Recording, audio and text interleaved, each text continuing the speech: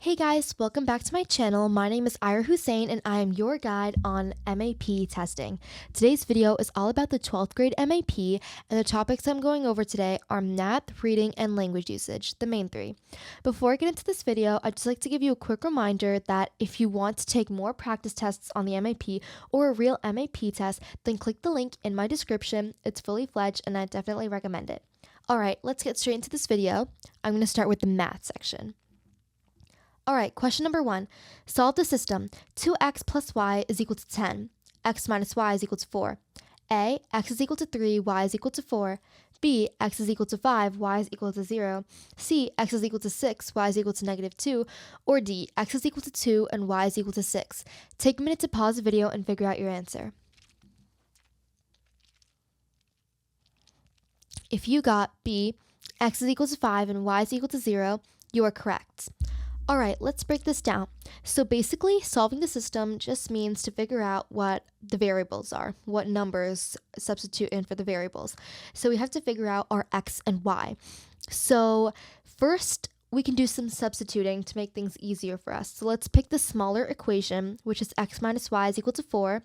And we could easily make that x is equal to y plus 4. Which means if x is equal to y plus 4, then we can substitute x in the first equation for y plus 4. So that will get us our answer of 2y plus 4 plus y is equal to 10, which makes it easier. So basically all we have to do is just solve for y, and then once we're done solving for y, we plug that into our equation again, the top one, and we figure out what's x. So pretty straightforward. All right, question number 2. If f of x is equal to x squared minus 2x plus 3, what is f for? A, 11, B, 7, C, 3, or D, 5? Take a minute to pause the video and figure out your answer. If you said A, 11, you are correct. Now, we have to figure out what f of 4 is equal to. And f of x, f of 4, that means x is equal to 4. So all we have to do is substitute our 4 in instead of x. So that gives us 4 squared minus 2 times 4 plus 3. And combining like terms, doing all that stuff, gives us our answer, 16 minus 8 plus 3. And adding all those like terms gives us 11. Make sure you use PEMDAS, order of operations, or else this could go all whack and you could get any of the other answers that have been listed. All right, good job on the math section. Let's move on to our reading section. Okay, question number 1. As she stepped onto the subway, the screeching of steel on steel echoed around her. She clutched her bag tighter, aware of the strangers but oddly comforted by the familiarity of the chaos. What can be inferred about how the woman feels in the scene? A. She's scared of the subway. B. She's angry about the noise. C. She feels both alert and comforted. Or D. She is lost and confused. Take a minute to pause the video and figure out your answer. If you said C. She feels both alert and comforted, you are correct. She is aware of the strangers and all her surroundings around her, like the steel on steel, and how she's aware of the strangers, and she's aware. But she's also comforted by the chaos, as she says, aware of the strangers, but oddly comforted by the familiarity of the chaos.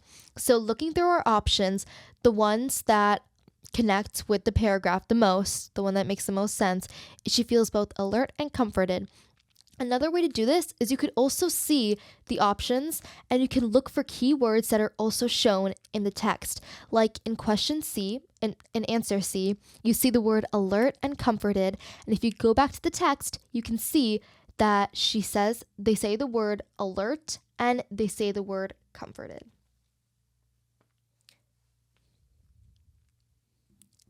All right, moving on. Question number 2. His attempt to placate the angry crowd with humor fell flat, making things worse. What does placate most likely mean? A. Confuse. B. Calm. C. Insult. Or D. Entertain. Take a minute to pause the video and figure out your answer. If you said B. Calm, you are correct.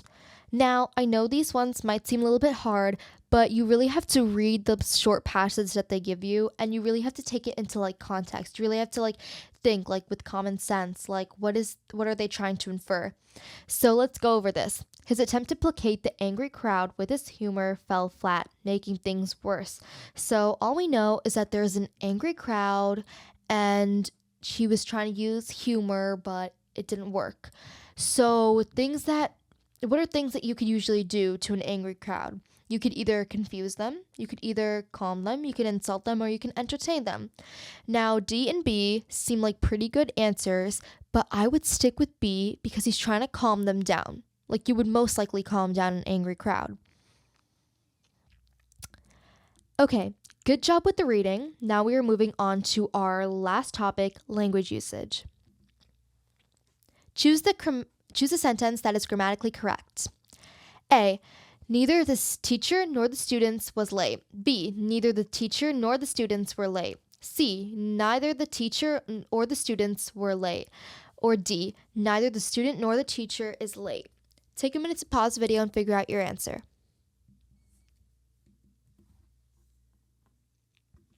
If you said B, neither the teacher nor the students were late, you are correct. Okay, basically, the subject closest to the verb students is plural. Were is correct. So neither the teacher nor the students were late is the most grammatically correct sentence. You can also do this by, looking at the sentences and figuring out which one sounds the most, which one like makes the most sense. Because a lot of this is just gibberish. Like neither the teacher nor the students was late. Like it doesn't make sense. So it's going to be pretty obvious for the language usage section. All right, our last question. Which word best completes the sentence? He was known for his blank approach to solving complex problems. A. Meticulous. B. Endearing. C. Random. Or D. Lax. Take a minute to pause the video and figure out your answer. If you said A. Meticulous, you are correct. Now, the only way we can do this is figuring out which word makes the most sense in the sentence.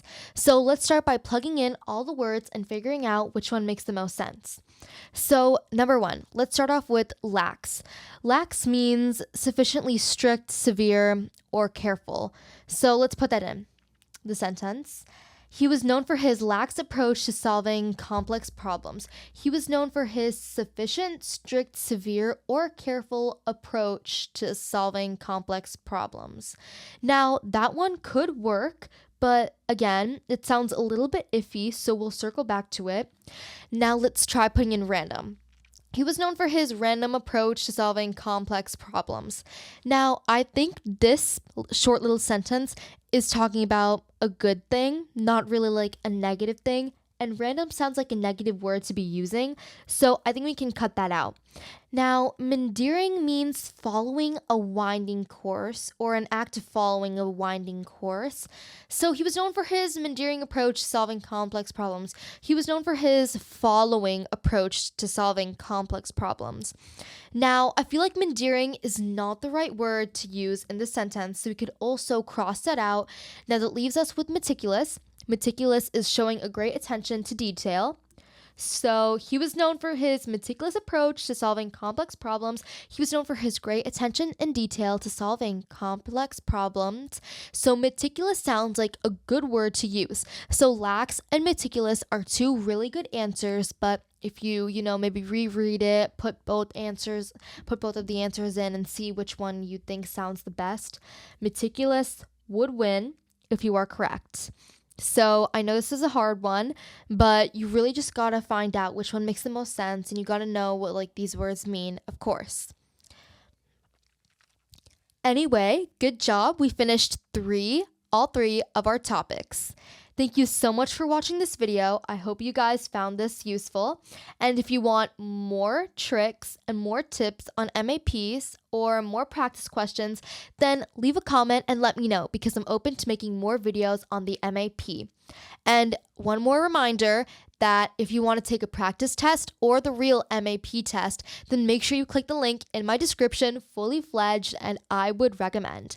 All right, thank you so much for watching this video. I hope you guys have a great rest of your day. Bye.